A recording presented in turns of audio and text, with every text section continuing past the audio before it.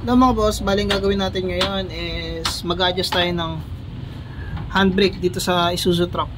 Ginawa ko dito is nirelease ko yung handbrake, tapos naka-neutral siya, then may bato sa harapan at sa likod. So sa pag-a-adjust nito, may takip lang naman yan dito. Ayan. Ano, naangat mo na tayo? Hindi. Bakit? Kailangan talaga dalawa. Mayroon mo, nakalak eh. Tanggalin lang muna natin to para di sagabal. Ayan, may butas siya dito. Tapos kung napapansin nyo, andyan yung kanya adjuster. Ayun o, kita ba? Ayan, yan yung adjuster nya. Tapos silipin na rin natin kung makapal pa yung kanyang lining. So kapal pa o, okay pa yan. Ay, gagamit lang ako ng flat screw. Higpitan ko lang siya. Kasi dito, wala naman siyang marking kung saan bang rotation ng pahigpit. So, ang gagawin ko, pipihitin ko siya. Pagka sumikip na, yun na yung pahigpit.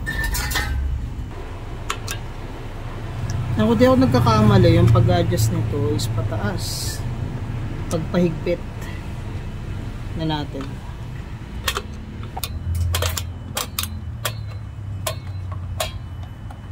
Yan. Migpit na siya. Hindi na mapihit. Ayan o, nasikip na. So ang gagawin natin ngayon, pipihitin natin siyang pakanan ay isa-isa. 1, ayaw pa din. 2, ayaw pa din. 3, ayan, gumalaw na siya.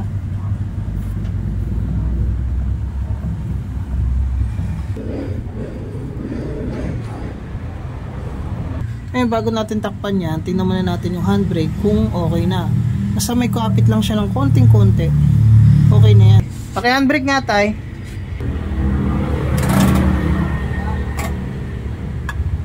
Yan, maigpit na. Release. Okay naman. Yan, adjust na natin. 3 to 5 clicks pabalik, mga ganun. Tapos yung adjustment to dapat nasa 4 to 6 clicks lang. So yun lang mga boss. Ang gagawin natin dito is babalik na lang natin yung takip. Kasi na yung takip.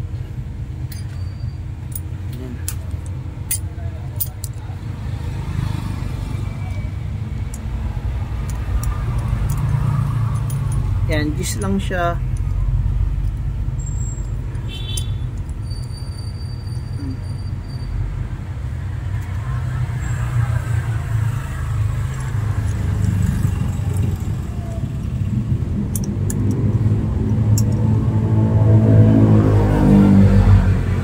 Okay. Yan, maigpit na. Okay na yan.